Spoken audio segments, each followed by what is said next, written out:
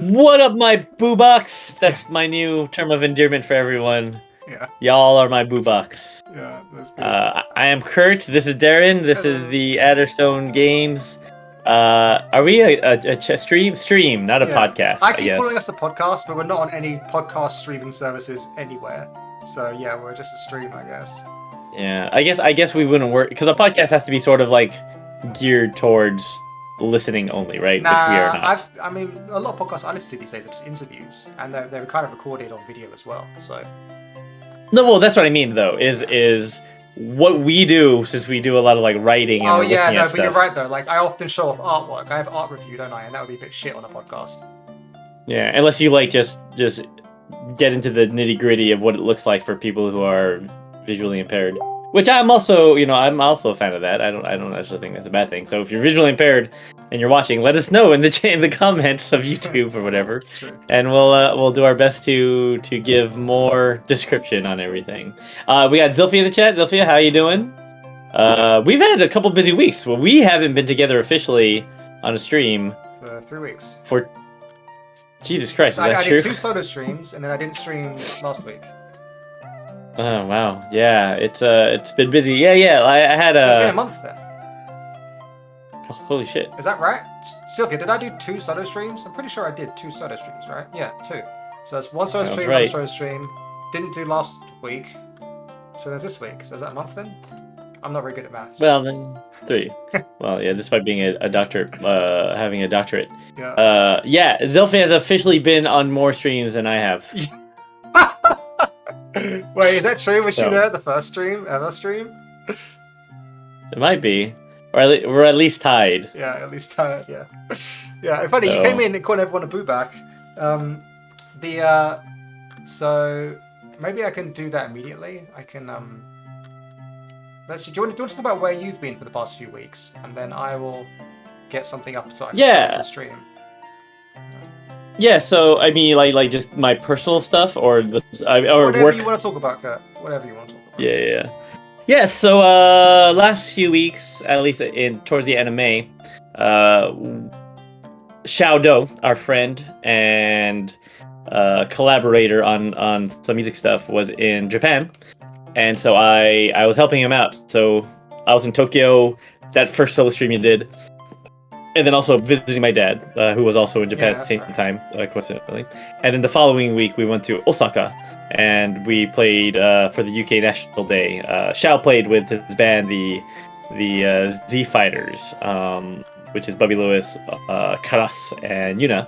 And I also DJ'd, it turned out. They needed someone on stage, outdoor stage. I was like, yeah, I'll just do it. And then, Darren can tell you firsthand what happens when I DJ, because his wedding was the first thing I ever DJ'd. Yeah, but I'm a very high energy performer. Yeah. And then people are like, "How is that? Why is that guy like that?" And it's very entertaining. So yeah, it was good. Well, then last Thursday, Darren was at the UK Games Expo, so that's the other reason why you didn't stream. Which I guess hopefully you could chat a bit about today. Yeah. And yesterday was my birthday, so yes, that's where we're at. So everyone, tell Kurt happy birthday. He's now 600 years old. The big 600. The big 600. Crazy. Yeah, 6 bills as we call it. Just spent time with some friends, had some coffee, did some writing, talked to Darren a little bit. After a small hiatus from being busy with other stuff, and now we're back in the saddle. The corgi fairy dog saddle. So tell us about how your time has been. How was the UK Games Expo? It was awesome. Thank you, Zilphia. In fact, I wrote a list of things I want to talk about for it. But what was the UK Games Expo like? Well, first thing was it's always great to see people put some faces to names from the Discord. We got some people from the Discord coming by and saying hi. Oh, wonderful. Which was great. A lot of people coming by just saying, I've got all your stuff already. That's very nice. Other people coming by buying stuff, which is also obviously wonderful. And we do. Let me show you. I don't have the video.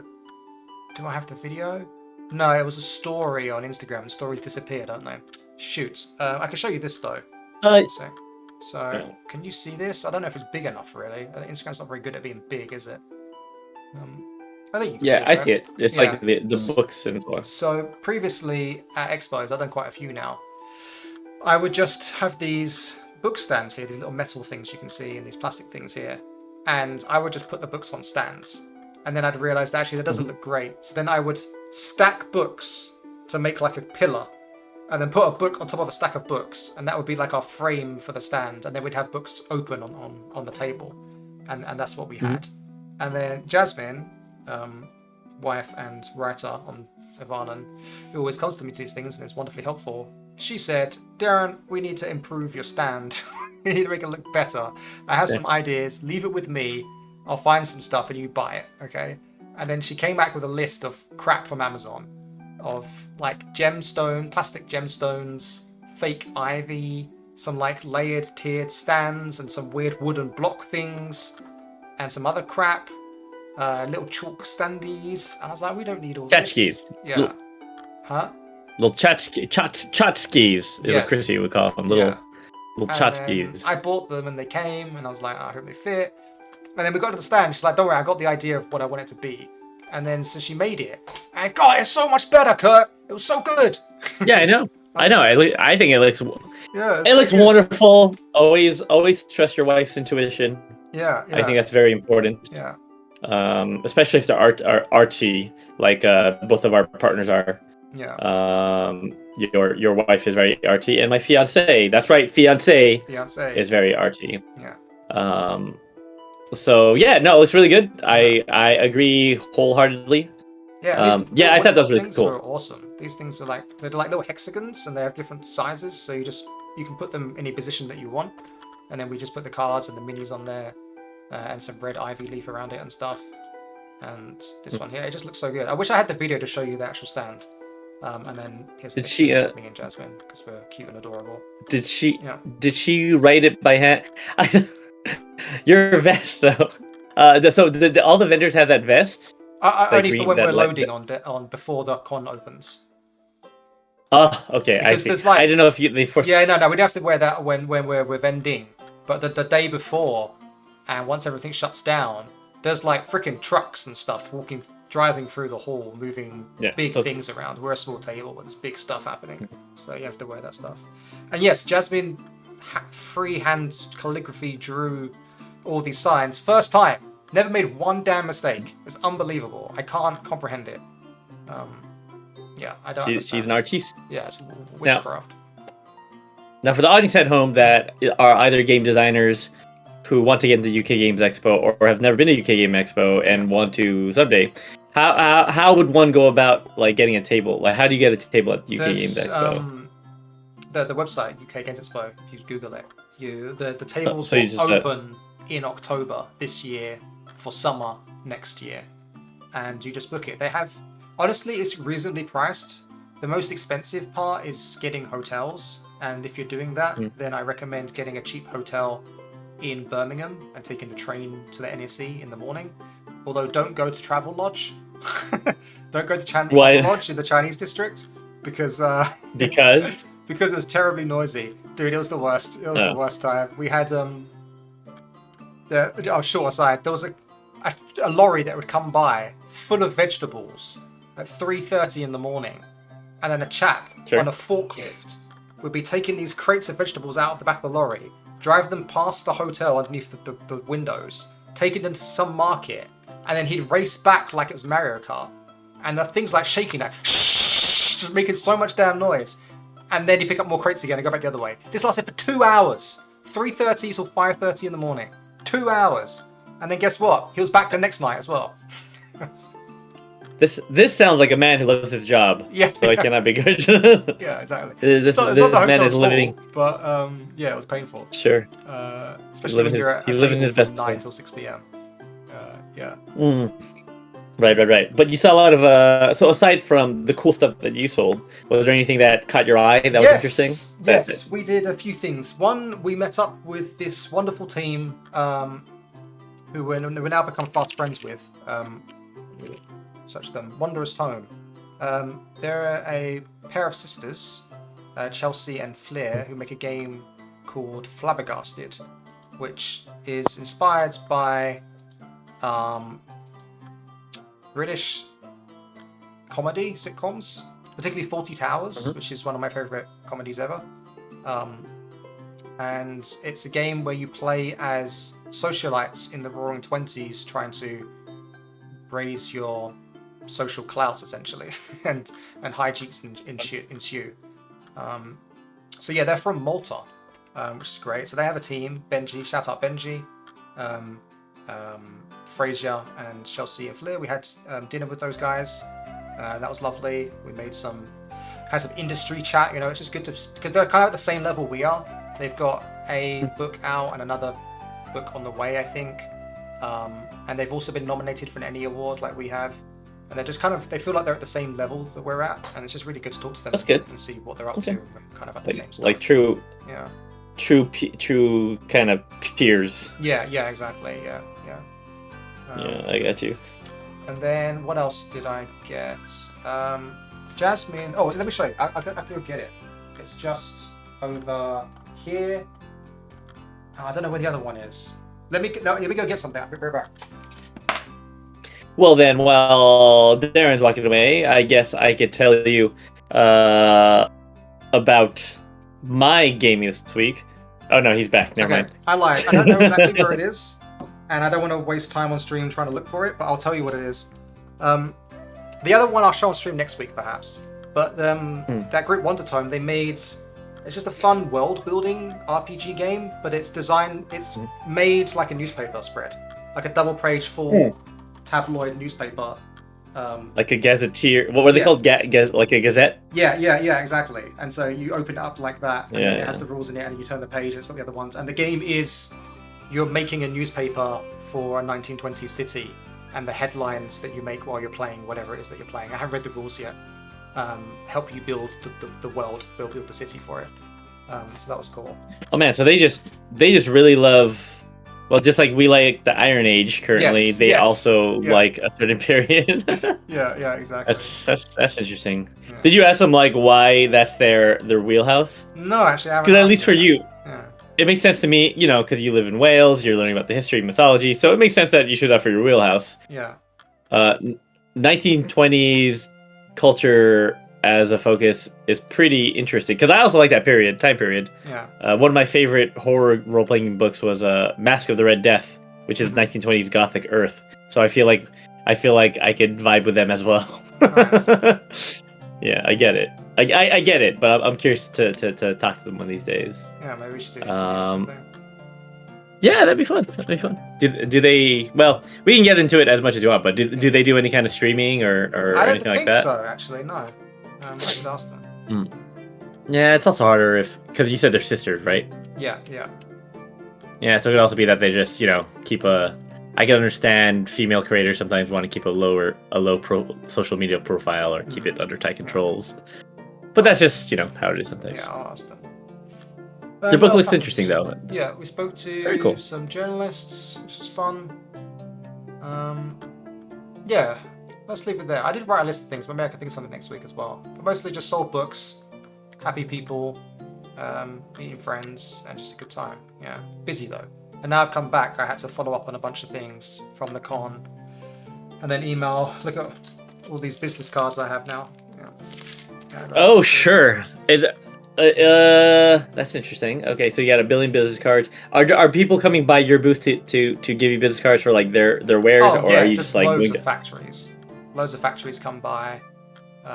They want to make our stuff, and then journalists, and then sometimes other game designers, sometimes artists as well will come by and give you the cards to do art and stuff for your projects. Yeah. If I guess I don't want to talk about it too much on stream, but I so desperately want to go to the UK Games Expo next year, bro. Yeah. like especially if we get our next project off the ground, and it's like my wheelhouse and doing demos like at full power. Because that's the thing. I've been like our space is like big enough for Avalon and for me and Jasmine, and any bigger would be too much. But then if like you guys came, we'd have to get a bigger space, and that's exciting. That would be exciting.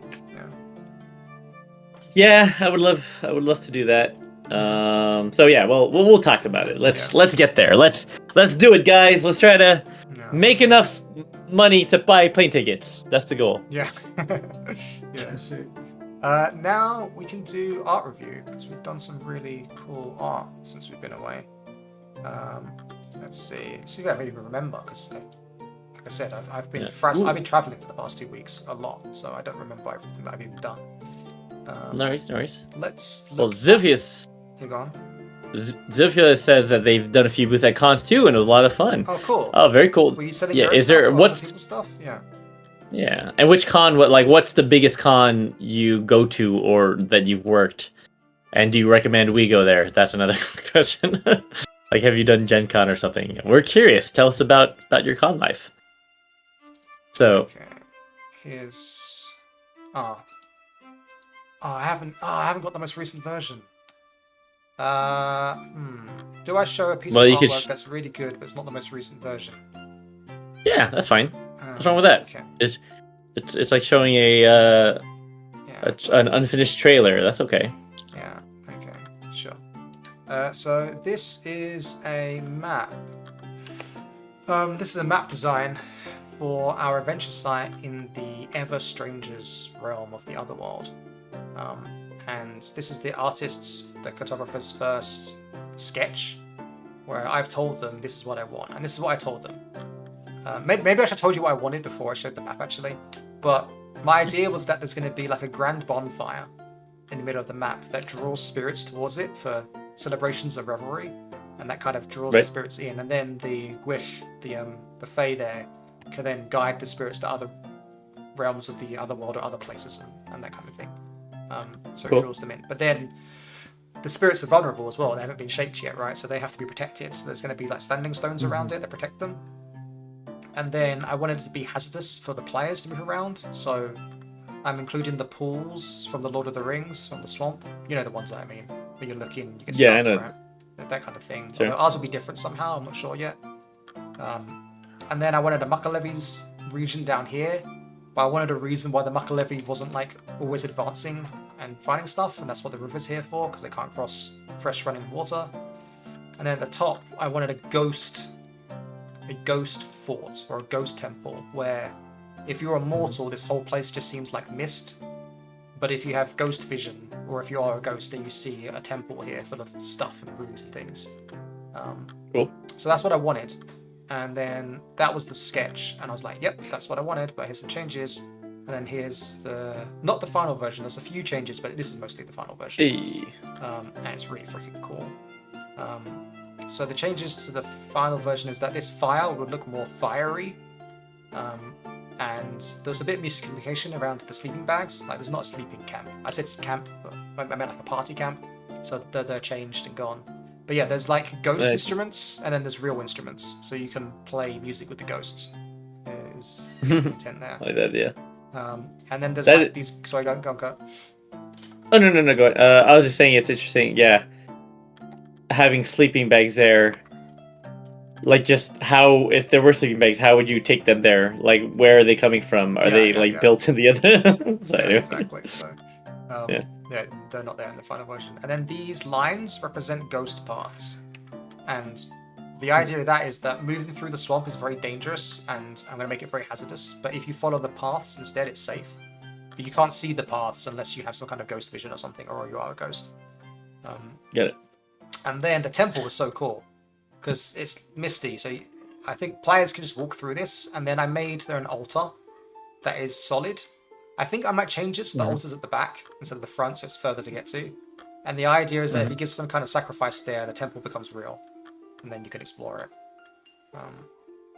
That's the intent. Got it. Yeah. No, it looks. I mean, it turned out really well. It looks cool as fuck.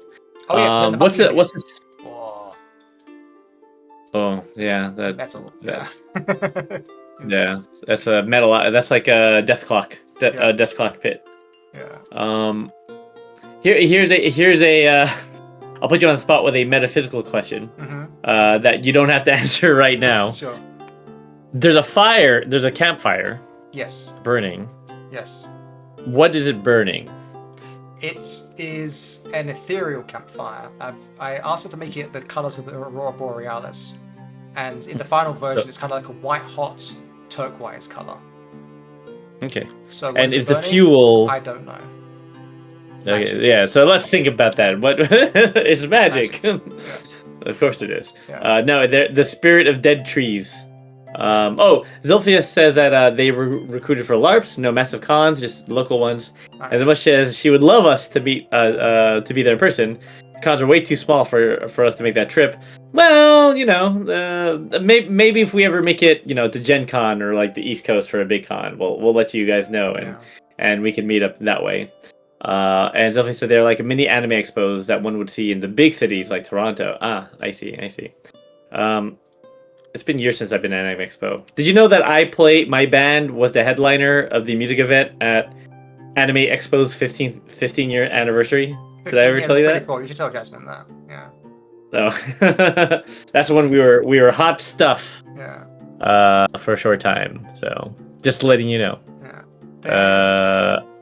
I think you guys have seen this art, but I don't think you've seen this artwork, which is really cool. I'm doing art for a Fae Seeker for the Court of Triumphs, so for the Everfather.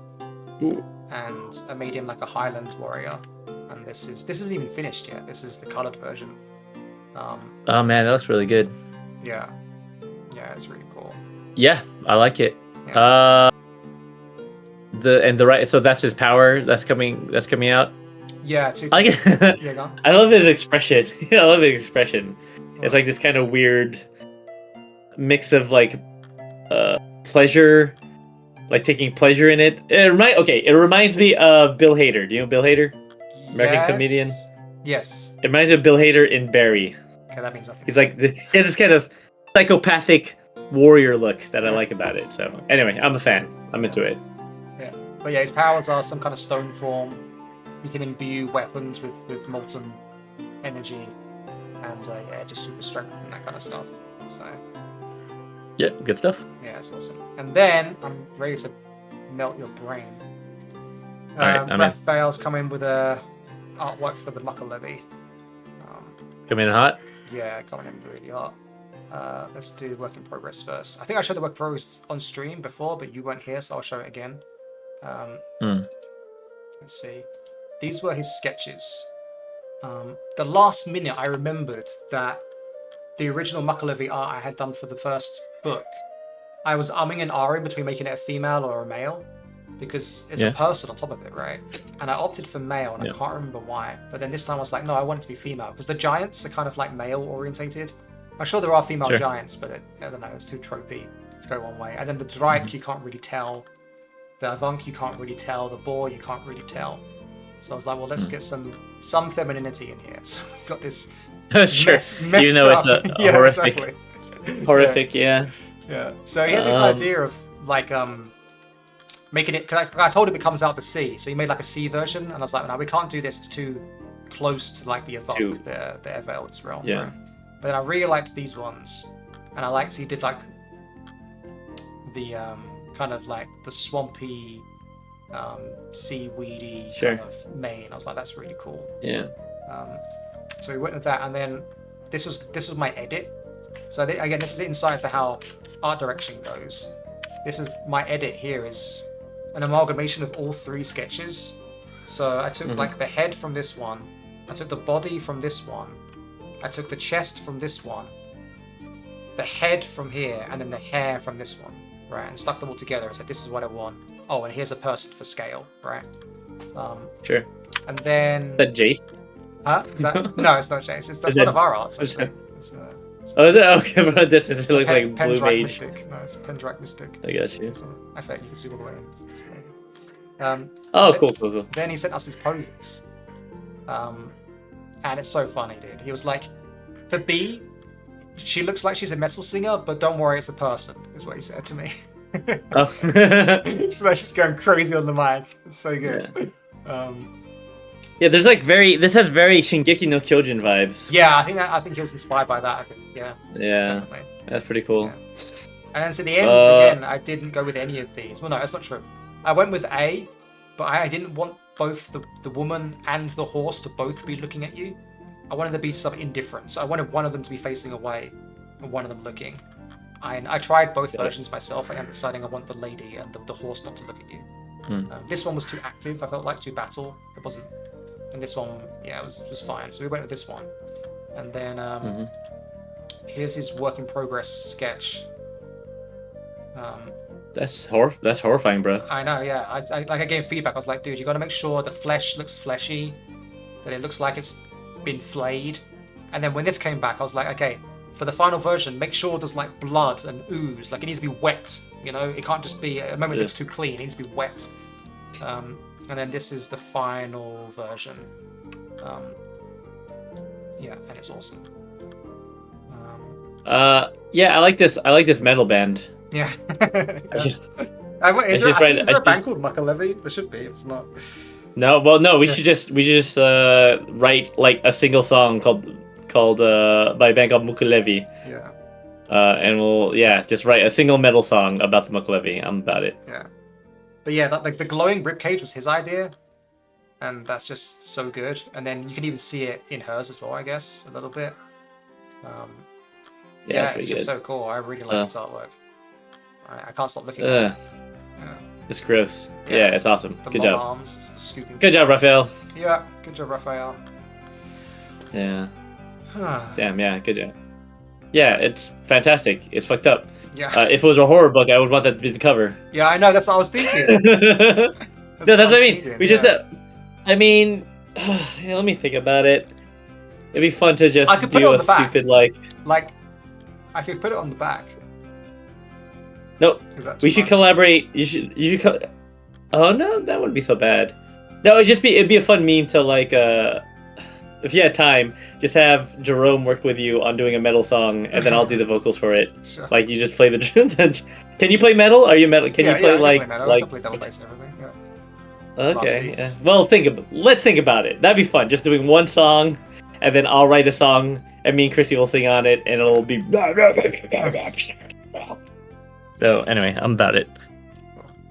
I'm about it, and then you could sell it. You could sell it at your booth, the Muckalevy, the single on cassette. Yeah. On cassette, yeah, put it on cassette. No, good job. That piece of work is outstanding. Yeah. Thank you for bringing that eldritch horror into the world. Yeah, man, it's good. All right, do you want to work on stuff now? Do we want to brainstorm? Is that the Let's do it. Let's do it. Okay, we have a. Cool. So previously, we have been working on the otherworldly secrets of Anu and Avalon. So we've been brainstorming what Celtic deities we want in different fairy courts, and then we've been working on the court of the Everchild primarily, right? The court of Pebbles. I need to rename it actually. Court of Pebbles.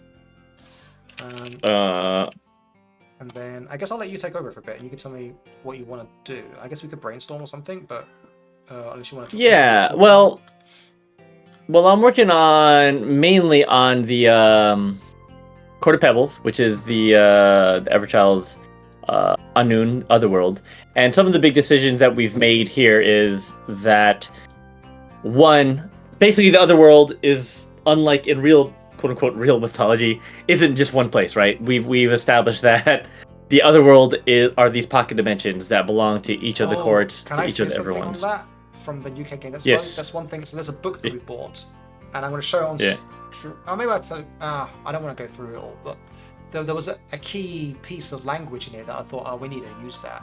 We need to make that ours too. It's a book about delving into an otherworldly realm. It's a garden, particularly. But the language they use to describe it is very good. So they introduce it by discussing. They say, look, you know what a parallel world is, right? There's a world here, and there's another world, and then one spot from here can connect to this spot here, and then if you go over here, you can go back the other way, right? And you'll be in different areas. Parallel realm. And they described their world as a perpendicular world instead of parallel. Where there's a connection point, but then you can't. The only way back is at that point. And the further you go into this world, the further you get away from this one, and the more unlike it is. So the more otherworldly it becomes, the further you venture in. And I felt like that's kind of perfect for what we're doing with our otherworld. Like where it connects to Avalon is often more worldly like, and then the deeper you go, then it becomes ethereal and strange. Sure. I could see that. As long as one, we're okay with. Yeah, making that whether or not, yeah, like I think that's a conversation we just have to have on whether or not it was for our cosmology and what we've described so far. Because I think the other thing is that there's various points. I mean, I guess you could hypothesize that it connects in several places, right? Yeah. And actually, that imagery is, I've seen that imagery, that kind of imagery used to describe like how we would view multidimensional things. Mm-hmm. Like Cthulhu or like Lovecraftian stuff. Yeah. You've seen that kind of description. Have you not? Antworld. Yeah. So Antworld. Antworld. Yeah, like we live in Antworld, so you're on like a 2D plane. Oh. Yeah, and then. Right. Can hop around, whereas to you it's like magic. Yeah, like Flatland, right? Like Flatland, same thing. Yeah. Yeah, Flatworld. Yeah. So like in Flatland. So yeah, definitely.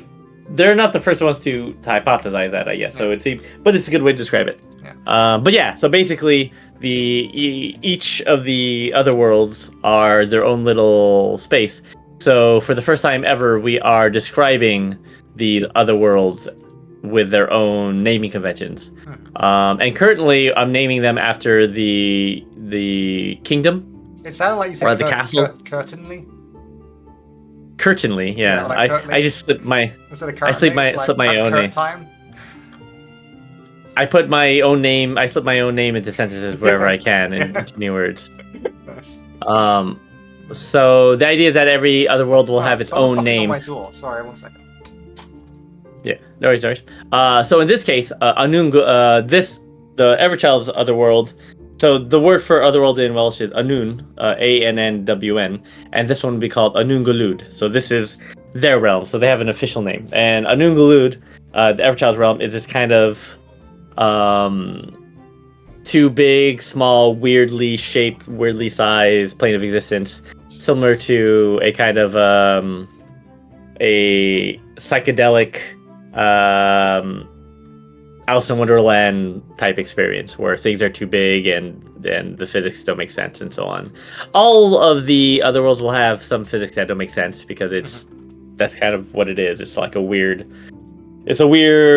perpendicular plane. But in the case of the Everchild's realm, Annwn, the idea is that things are much larger than they would be in the mortal realm, and things shrink, and the way that you approach things, they don't follow what do you call it? Would you say Euclidean geometry? Yeah, you can defy that. Yeah, definitely.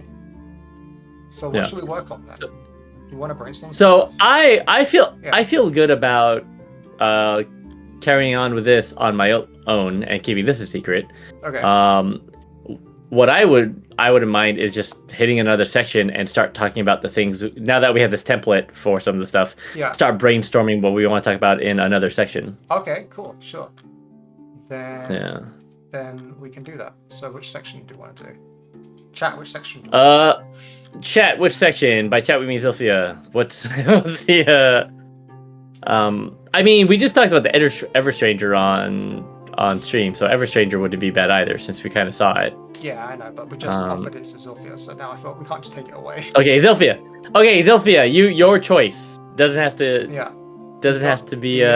Court of Thorns for the Evermother, the Court of Shadows for the Everstranger, the Court of Triumphs for the Everfather, the Court of Whispers for the Ever Elder. Which otherworldly domain shall we brainstorm with?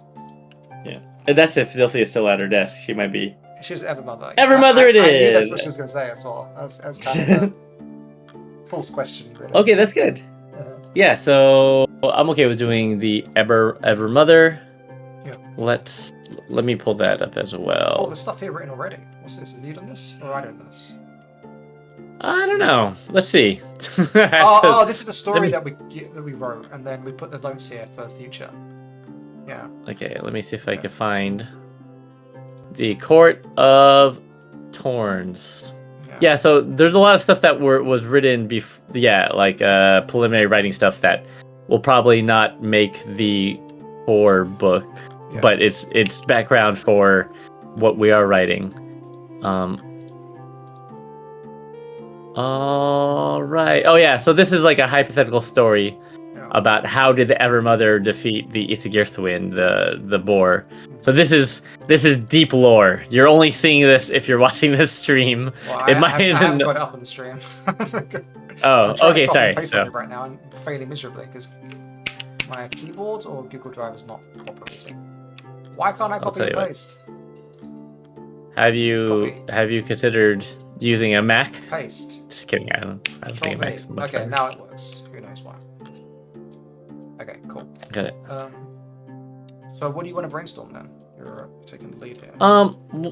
Well, so for the Court of Pebbles, we sort of have down the broad strokes of what the world looks like, the broad strokes of the houses, the broad strokes of what the realm is like, and little fun things and the dangers that could be there.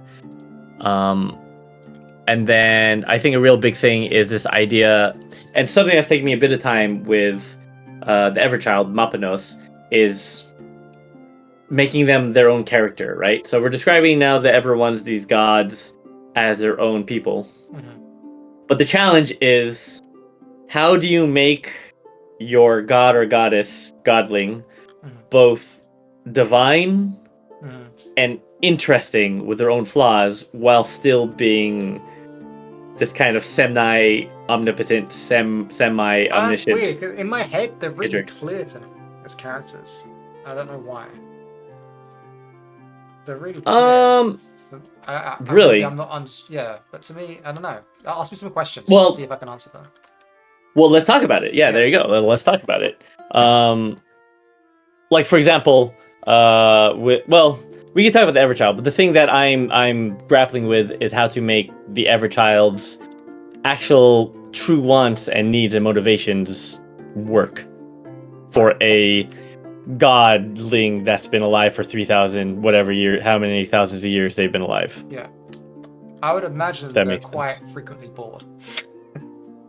Well, see, that's what I'm saying. So the motivation is what they really want is they're bored because they've seen a lot and they're very curious, and then they have these flaws, like they're impatient and opinionated because of it. So what they really want, what the Everchild really wants, is like a friend, an equal, but they don't really have that, and they're looking for that, and that's why they also play tricks and like test mortals, because they want to find like an internal playmate kind of thing, right? Yeah. But just framing that's how I feel the Everchild should be. Thank you, Zilphia, telling you what you want, what you really, really want. Yeah, we're basically, and there's 5 Spice Girls and 5 Everones, so that's essentially what we're doing. So Everchild is Young Spice. So now we're doing, Maternal Spice. Maternal Spice, yeah. So we got Maternal Spice rolling. Okay, so talking about the realm of the Evermother. Yeah.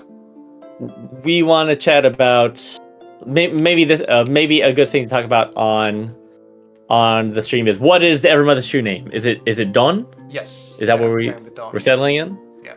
Okay, and we chose Dawn because that is the name of the maternal goddess in Welsh Celtic mythology, and she's similarly named in Irish and mainland European Celtic mythology as well. In Welsh, she's Dawn. And is it? In other, I think in Gaelic she's Modron, and in Ireland she's Danu. So that Dawn sound is associated with this mother goddess in lots of different places. Yeah. And is the etymology for the word Dawn actually from the goddess's name, or is it vice versa? Do we know? Oh shoot, I don't remember. I think they kind of go hand in hand. I don't know. It might be a chicken egg kind of situation. Like, is the river named after the goddess, or is the goddess named after the river? We don't know. There's a lot of rivers in Europe that are something Don, or Don something, like the Danube in Germany. Right. It's the same goddess. So, okay, wonderful. And then a lot of the we went through.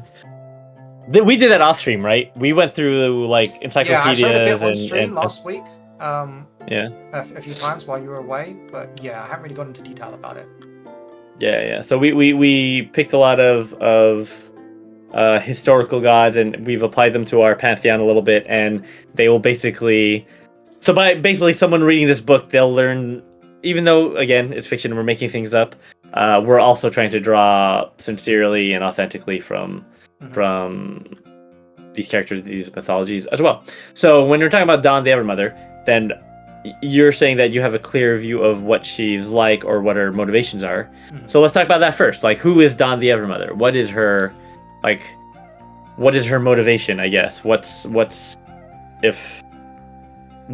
can we say about her as an entity or a character that we haven't really said? That we haven't said yet. Yeah, she is. Well, in her role in the other world or her role in Avalon? First. Because I see them. Can you say that one more time? Because I did cut out. As a leader in Avalon or or in the other world? Because I see them as two different roles, kind of. I see it as the Evermother in Anun, the other world. Like who? Okay. Who is she? Like who is she? Like as a character, if you go on an adventure and you end up a caring but strict mother, who shepherds her seedlings of dryads to try and create the most beautiful and prosperous groves imaginable. So as an eternal being, as a woman, now we haven't decided how long she's been a goddess, right? I'm setting the number at around 3,000 years right now, but do you have a feel for how long that is? Yeah, I think around that number. At least 1,000, probably 2,000, maybe 3,000. 3,000. Yeah. 3,000 feels like a good number to me because it's just like big. It's a big old number. Yeah. Like basically, you have what do you call it? 100 year, whatever. Whenever the wild hunt. After the wild hunt, you had the golden age, which is probably 1,000 years. Then you had the sorrow, which is probably a few hundred years. I wouldn't even give it that. And then I'd give it like 300 years, the golden age, before I think it goes tits up. I don't want to give that much time to. Oh really? To be all wonderful and creative. Yeah, maybe like 500 years. Yeah. Okay, sure. Yeah. So we'll set these things. Well, they're not set yet. And so the Evermother, as this 2,000 to 3,000 year old former woman, she's strict and caring, and she wants to create prosperous groves. But as this kind of basically eternal being, like what's her? I think she was the one that was most frustrated that things didn't work out as gods of Avalon. I think she's the one that's most frustrated that the wars happened. I think the Everfather understood like why these things are happening. It's kind of inevitable. I think the Everstranger didn't care. He was he's indifferent to death. The Ever Elder was trying to win. And the Everchild was enjoying the chaos. And I think the Evermother was just pissed off, like, why can't we make this work? Sure.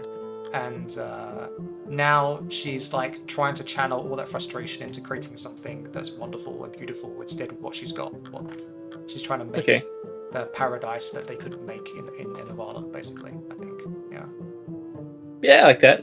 They couldn't make it Avalon. And that's important to note too, right? Because like each of the other worlds is a kind of paradise of its in a way, right? Yeah, it's its own kind of paradise, and that's the point. There's more than one paradise, right? Yeah, and she's trying to make the most paradise as possible. Yeah. So there's this kind of so in terms of her personality, she's kind of vain, right? Like that's like her. Yeah. Her paradise is beautiful and peaceful, right? Which is nothing like the Everfather's paradise, or nothing like the Everchild's paradise. That one's full of chaos and tricks and activity, and the Everfather's full of challenge and triumph and that kind of stuff. Yeah, and it's weird because I highlight this as well on stream. Like Kurt's asking these questions, I haven't thought about these answers previously. Like what I just said then about her being the one most frustrated, and that hadn't come to me before. But like I said earlier, I have this feeling that I know how these characters exist because they've been in my head for 5 years now, I guess, longer than Yeah. that. Yeah. So we just So it's just a matter of pulling it out. exactly. So asking questions is super useful. Yeah. Yeah. And so would you say then she'll stand fast against like any like what like for example with the Everchild, I have this feeling that the Everchild, because they're like this shrewd, curious, kind of cheeky lad, well, laddie, whatever. Yeah. But because they're like basically a 3,000-year-old child, they're very impatient for dim-wittedness, and they will just fuck with people, right? If they piss them off, like that pisses them off more than anything. Like someone who's like dim-witted and just, "Oh, why are you like this? You're an adult, but you're dumber than me and children. Yeah. So I'm gonna put you in a room for 300 years and make you think only 20 years has gone by," kind of thing, right? So the Everchild will mess with people in that way. Yeah. Like, what kind of person will she sort of like take no guff from? Like someone who assaults. Like, who does she not have compassion for? People that don't care. People that she finds that, don't care. No compassion for apathy. For don't care for other, not apathy. I think for, well, yeah, a little bit. People that don't care for beauty, for creation, for the gifts that life give you. They don't appreciate what they've got. Like the Mother's Day thing, right? On Mother's Day, you're supposed to appreciate your mom. Imagine someone who doesn't write their mom a Mother's Day card. Right. They're gonna disrespect. They're gonna get disrespect. People that don't I feel like it's I always think of the Llanowar flavor text. Oh sure, yeah. Yeah, for like that. Yeah. Scribe for chat. Let's go to Llanowar, or Llanowar as it should be. Llanowar. Yeah. Flavor text. Yeah. Zilfi says like the disrespectful. I agree with that. Yeah, exactly. Where is the Llanowar? Elves from Magic the Gathering. Now, which flavor text is it? Because it's not that one. It'd be the first one, right? Is like it the first alpha, one? probably. Will certainly be alpha. No, it's not. What? I think it's from like M10, which is when I started playing. Yeah, here it is. I don't know, this is not the set it's from, but this is the flavor text I'm thinking of. 1 bone broken for every twig snapped underfoot. Yeah. Oh, sure. The penalty for trespassing. Yeah. Okay, so she's very strict. Yeah, she's very strict and feels uncompromising. Uncompromising, yeah. Yeah. Uncompromising when it comes to like I didn't know isn't an excuse, right? I didn't know that doesn't cut it. Yeah. Yeah, okay, I like that. Yeah. Yeah. Okay. So basically, yeah. Okay. I got a feeling for how I feel about it, and that lines up with the things that I would think about the Evermother. Now, this might not make it into the book, but this is what I need to know: is what is the Evermother's actual relationship to the other Everones, like when they were mortals? Did they have relationships? Like, or when they were the Divine Brandel, was there any kind of drama? Was it like Evermother and Everfather were actually married for a time, kind of thing? I think we've been talking about this a lot, and we're not sure yet. I know for a fact that we're not going to go with the actual familial relationships that a lot of gods have in these pantheons. Yeah. Like I agree. I agree with that. I'm okay with that. No, but I'm still telling like chat and stuff because like you have all in the Celtic, in the Greek, in the Nordic, all these pantheons, the gods are all related to each other. They're all mothers, fathers, sisters, daughters. It's all incestual as well. They all actually are a family. And in our world, we've named them these familial names: Ever Mother, Ever Father, Ever Child, Ever Elder. And we're not making them that. And the reason why is because our gods were once mortal. So to make them actual family, they'd have to be from a real family, but that seems so improbable to me. That they would be from different areas of Avarna, with different peoples fighting different Fiethra at different times. And so I think that it's more of, like you said, this passing time of thousands of years. It's more of a thing that the people have projected onto the gods from the bottom up, as opposed to it being the true fact coming down. They are the family of Avarnan, right? They're the gods. The Ever Mother is Avarnan's mother, and the Ever Father is Avarnan's father, and so the people connect them together. Now, whether there is any truth to it, we haven't decided yet. And you're right, maybe there could be a thing. Maybe the Ever Mother and Mother could have got together when they were divine beings in Avarnan. Sure. I don't know. It would make the sorrows so that's particularly painful. Well, yeah, that's what I mean. Okay, like, and to speak what you said about how it's improbable, you are correct. But there's also a precedence in a lot of fantasy fiction and literature about that not being really a problem, right? Like, if we wanted to, we could go that way. But if you don't, if you're not feeling it, we don't have to go that way either. I think you're right. Mentioned somewhere of us, we have like strong diplomatic relations between the Pendraic and the Penbythe, based on the idea that the Ever Mother and Ever Father had a close relationship as well. Yes, we've written that before, but yeah. So I am open to the idea that maybe they had a thing going on at some point.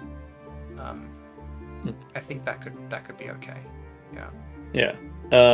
And it's also this idea of, I mean, again, we'd have to make these decisions right now, but whether or not, like, okay, if the Ever Mother is an Ever Mother, she must have had children at some point, right? Yeah, you're right. We've been talking about this. Yeah.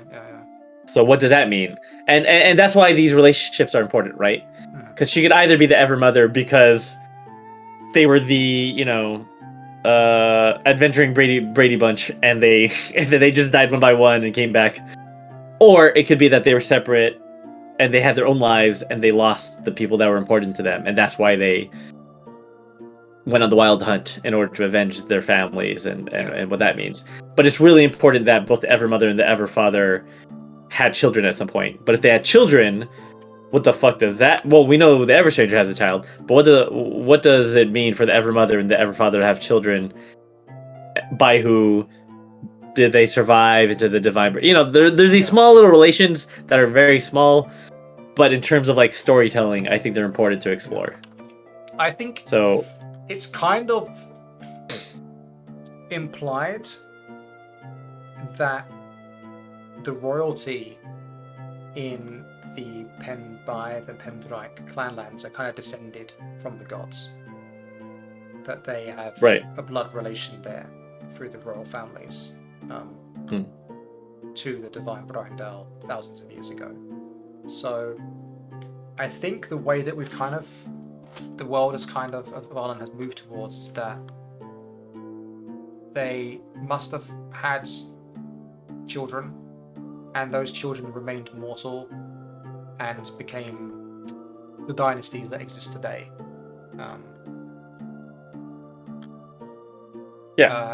And then if they died, then they might have become Fae as well at some point. And those Fae may be important and maybe around today. So it's possible that we could have children in the fairy courts. Although again, they've been there thousands of years now. Yeah, gone. Yeah, and there's also reincarnation. That's part of it. So people like spirits get reborn and stuff all the time. I mean, I like the idea too that, okay, if that's the way we're going with it, then also mentioning we don't have to do it for every elder. What's up, Jim Tan Laundry? Welcome to the chat. Hanging out. We're talking about, gods that maybe don't exist, but we don't know. Multiverse theory.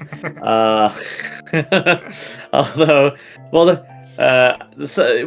get into that rabbit hole later. So Jasmine was talking to me the other day because she's writing the Pendraic stuff right at the moment, right? And she said, do we know why the Pendraic have 4 Brennan as opposed to 1? Like, have we established that? And the answer is no, we haven't established that. We've implied that the Ever Father and the Pendraic themselves believe it makes them stronger by having internal competition.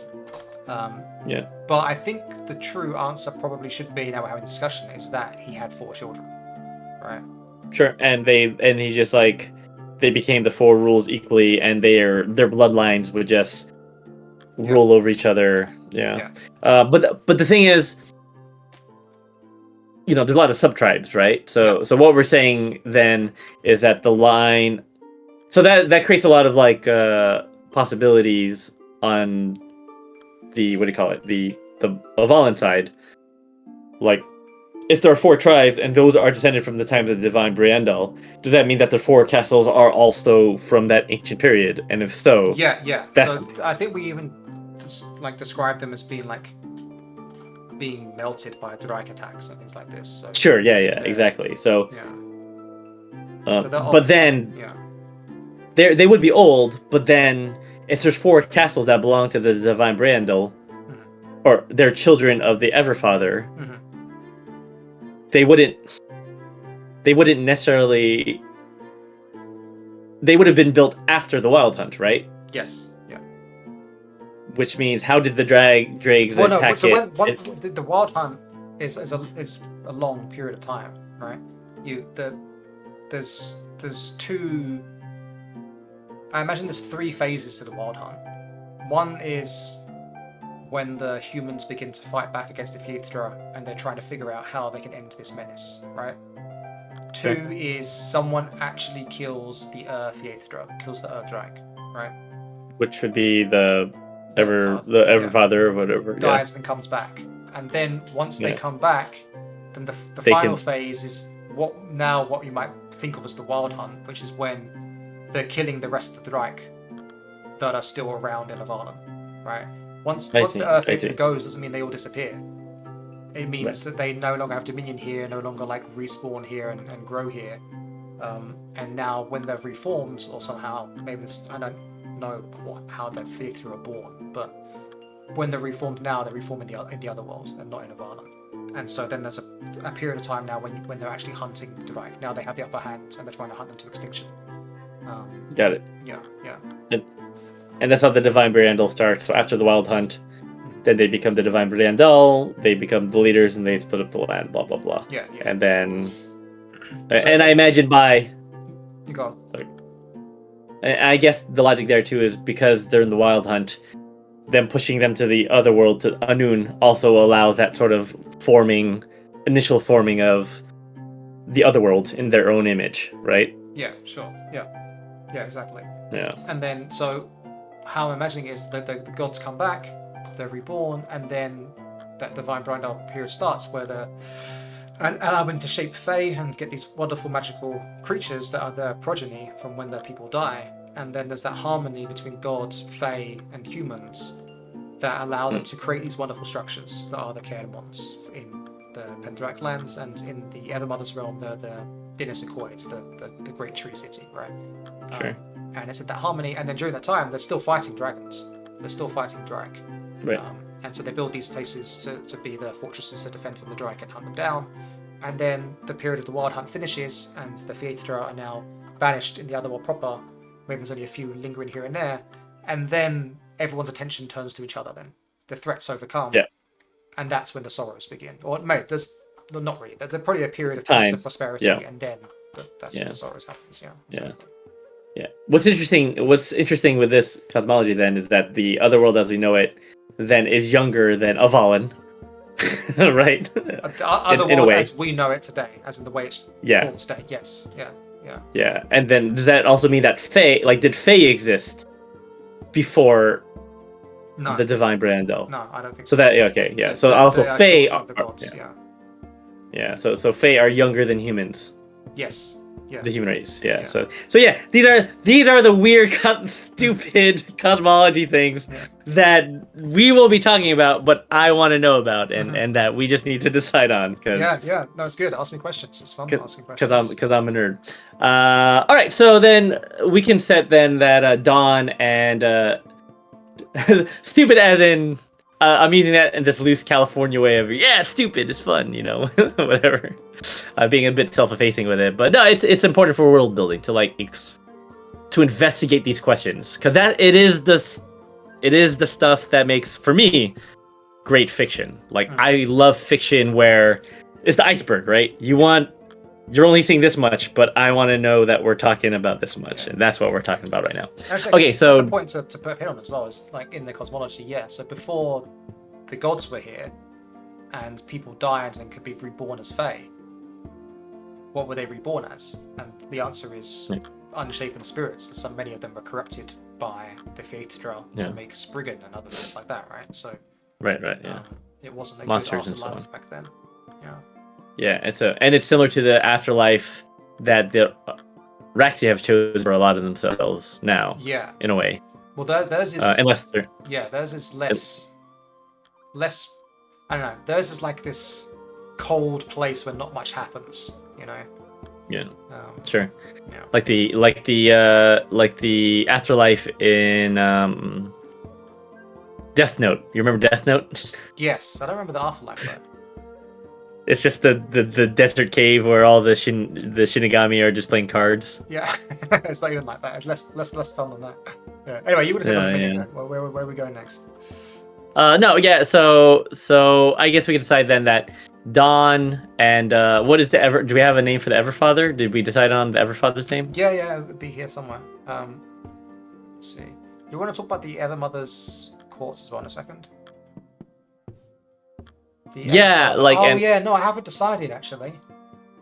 Okay. But the Everfather, it's either Around, the king of the other world, or Beli Mawr. Oh yeah, Around, sure. The giant figure. I mean, Beli is just a name, and Mawr is just giant. So. I like Around because that's the first king that appears at the Maminogian, right? Yeah. Yeah, he's known as the king of the other world. My vote would be for vote would be for Around. But Beli Mawr was the husband of Dawn. Yeah, but you're saying that they weren't married before they became gods, right? Yeah. Well, after as gods. Right, well, married, yeah. So it's like a maybe. Sure. But yeah, I like the name Around, and if we're not using it here, then we should use it somewhere else. So yeah. Okay. Yeah. Okay. Well, and it's funny as well because the way like the translations they describe Around as like the king of the underworld, right? The king of the dead. He's often described as, but he doesn't seem anything like that. He's very much a grand king. He's a king or a realm with feasts and hunting, and that kind of stuff. So yeah, he feels ever fatherly to me. So yeah. Well, it makes sense from like the Celtic point of view of believing that's what the otherworld would be, right? Yeah, exactly. Yeah. A lot of our perceptions about the sort of underworld stuff comes from other mythologies. Yeah. Maybe. So let's lock it in then. Other fathers Around. Yeah. Okay. So the other thing, and what we can decide now is, the courts. Yes. We could start assigning court names, and so basically the naming convention we have are, I'm just calling it Thai, blah blah. Tier. Sorry. Like till effect. Sorry. Tier. No, it's tier. It's tier. Tyr. Oh, tier. Yeah, tier. Yeah. Like not ty. Yeah. It's tyr. Oh, okay, cool. Oh, T. No, it's a T. No, you're right. It's T. It's just T. Why am I thinking tier? I'm thinking of the Forgotten Realms god, I think. Yes, yeah. No, I'm saying T as in. Yeah, no, it's just T. It's just TY. It's just T. It's T.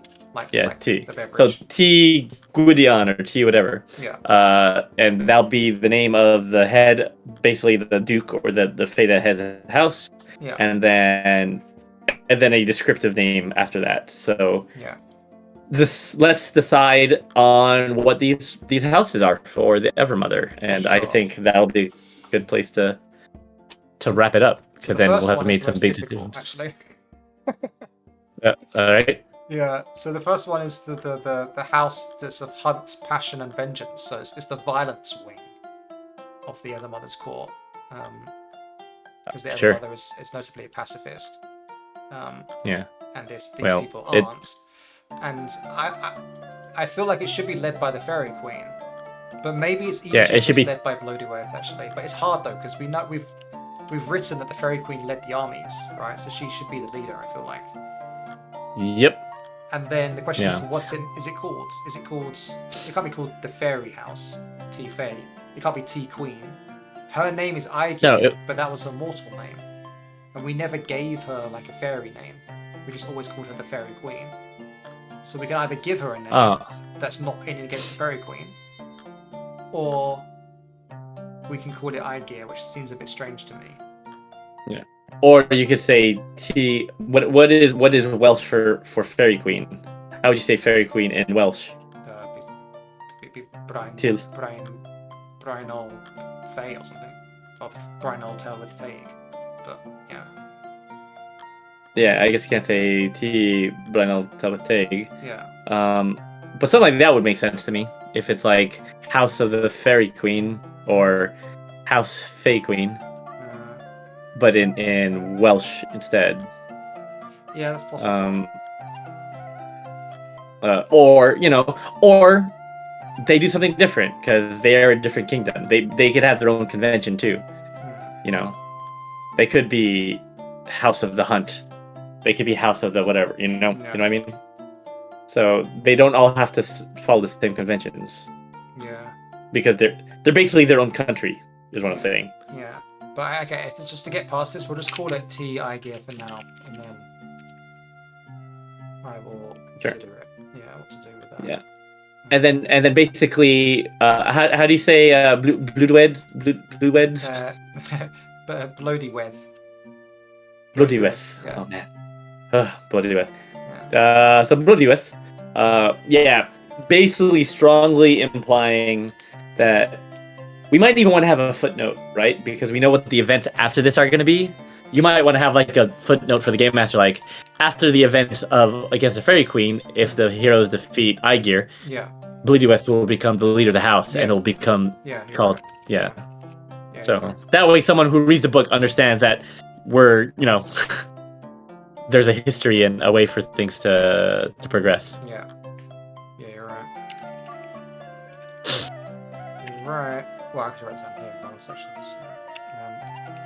To be T Bloody with if heroes win against the Fairy Queen. Yeah, so I think that is important.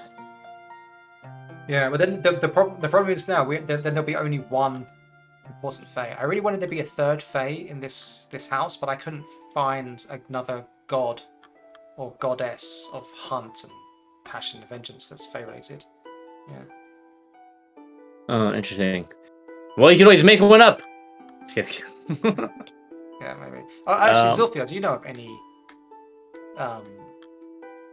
deities that are kind of very nature hunt orientated? I know there's a bunch, but I put them in other places. I want them to be kind of like more vicious, a little bit edgy. What's Jim saying? And Ian Livingstone was my Jam when younger fighting fantasy. Isn't Ian Livingstone a politician? No, Ian Livingstone is. Ian Livingstone is the author. He worked with Steve Jackson, I think. I'm thinking of a different Livingstone. Yeah. But I'm not familiar with their. Wait, did you read Ian Livingstone's like games? Oh, Pick Your Path books. Okay, so they're like RPG. Oh, is I love Games Workshop. Yeah, okay, no, I know the guy. I'm thinking of a different Livingstone. Yeah, Oh man. Side note: Are there Pick Your Path books for like the iPad generation? Is that a thing? And if not, should we be making those? Probably. Let's consider. Yeah. let's consider, team. If I mean, I guess they would just play video games, but reading matters still. So that's what I think. Like, I want an app where like you play the game, but you still have to read everything, and that's how you pick your path. Let's think about it. We'll bring those to. Anyway, that's a separate thing. Let's not talk about it now. I don't want to get my brain gets sidetracked. I'll write that down somewhere though, or you could steal it. Let me know, guys. I'll pick your path out. So we have the first house. That was his first house, right? Yes. T.I. Gear for now. T.I. Gear. Did you? Oh, I'm still in the 4.0 notes. Where are you? Oh, you're writing. You want to write it down here, don't you? Yeah. Yeah, I want to write it in the. I see. I see. Yeah, I see. Yeah. I gear. Oh. Whichever. House. Yeah, I don't know what. I don't think we're gonna have the house names anymore. House of Hunts. Are we doing that or not? I don't think we should. Or maybe we should. And where? I don't know. Like T.I. Gear, House of Hunts, House of. Yeah, that's what I want. I want that in the Court of Court of Thorns secrets document. Yeah. So I really want hers to be the House of Thorns. So maybe we should rename the whole court. Like we're calling it Thorns at the moment. Thorns is too much. The real answer is Petals, Okay. but we can't. Court of Branches. Quarter branches is good because that's like Mabinogian, right? Yeah, it's like very Mabinogian. Yeah, I like quarter branches. I'm in the wrong domain. Whoops. Sorry. Where's the other one? I like quarter branches. Yeah. Okay. And also Jim Tan Laundry, give us your recommendation for your favorite Pick Your Path book when you get a chance, and I'll try to look it up. Okay. I am interested. Yeah, so let's do House of Thorns. That feels like what the Fairy Queen is. It's the House of Thorns. Yeah. It's like the viciousness of the other Mother's Court. Yeah, I like that. Okay. And then we have. You go on. Tyros Meta. No, that's the other one. That's the Court of Pebbles. So. House 2. We don't have to. Yeah, we just need to name the houses. We don't need to write anything yet. So this one is called. I need to choose between the two names. This thick. Kirithven, which is like the old name for it, and then the Ceridwen, which is like the kind of more modern. I say modern, like Middle Welsh name. And I've kind of lent towards the more modern names, I guess. Like the spelling for this Ceridwen is like so old it doesn't look right in Avarnum books. Yeah, but it looks alien though, which I kind of like. Right. Okay. Fine. Then yeah. I mean, what do you think, readers? People who are going to read the book, do you prefer older or younger naming conventions? I like the older naming convention. I think it looks weird, and the fairies should seem kind of alien, so I like that for that reason.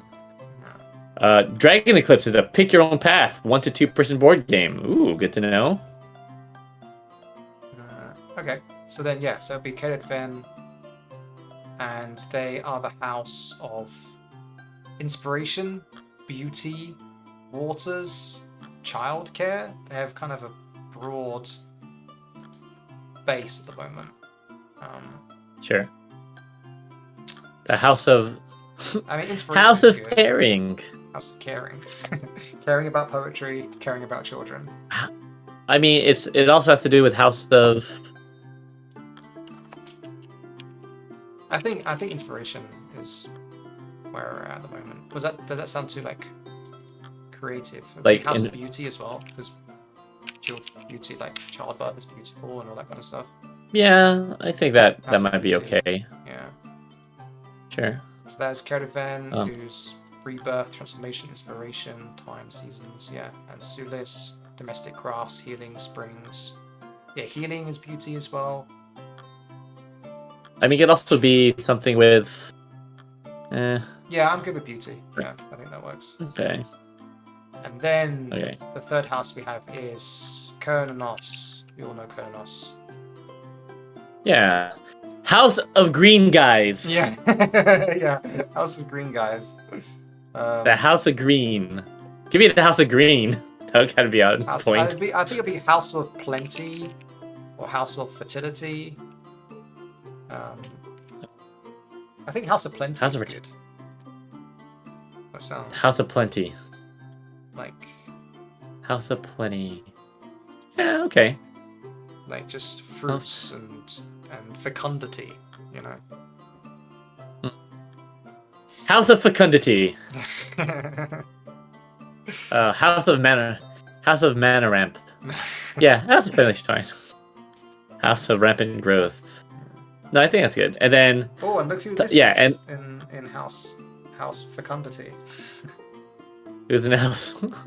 Oh, Sylphia. Yeah, I don't know who. The tradition is Twitch, the portfolio of. True. Wait, can the chat see that? Yeah, they can see that. Yeah. Yeah, all the other traditions come from British, Gaulish, Irish, Welsh traditions from Twitch. Well, it's been revealed. Sorry, it should have been a secret, but we've revealed it. Wait, that's what we do. We show the behind the scenes. So, yeah. That's good. Well, to me, that gives me a good feel for the Evermother's vibe, so to speak, and that'll help me guide a little bit more. We've made some strong decisions about the names of the houses and our naming conventions. and what they're going to be, and that should lead it from there. And then it's a matter of putting it down on paper or digital ink, so to speak. Yeah, I kind of wanted to like brainstorm ideas for the secrets, right? But I guess we could do that another time, or we could do that off stream as well. Sure, yeah. I mean, we could keep them secret from the Chat. from the chat. Yeah. But yeah, I'm okay with that too. Okay, so we stop here then. I mean, basically any new information is going to be a secret, right? So as long as it's kind of fun and interesting and on flavor, I think we'll be all right. Yeah. But I might want your help, coming up with ideas, because I feel like you're more in tune with Evermother than I am for whatever reason. But also, I just enjoyed the brainstorming we did for the other clans as well, of like what the secrets are, just like writing notes for different secrets and stuff. Okay, yeah. We could do that off or on stream. Yeah, off stream. But it's already 11. Both, I think. Both is the answer. Yeah. But we're in the stream now. Sounds good. The stream's ending. The stream's over. Okay. Sounds good. It's over. Thank you for joining us, Jim Tan Laundry, Zilphia, Darren, Kurt, Adderstone Games. There were no bots, so we didn't have to ban anyone. Bots today. That's great. Well, soon we won't be able to tell the difference between bots and humans, and then what's the point of anything? I am an AI generated really? video image. I am not real. Okay, awesome guys. Well, take care, and we'll see you next week. Okay, later, gang. Yeah. Bye. See you soon. Bye.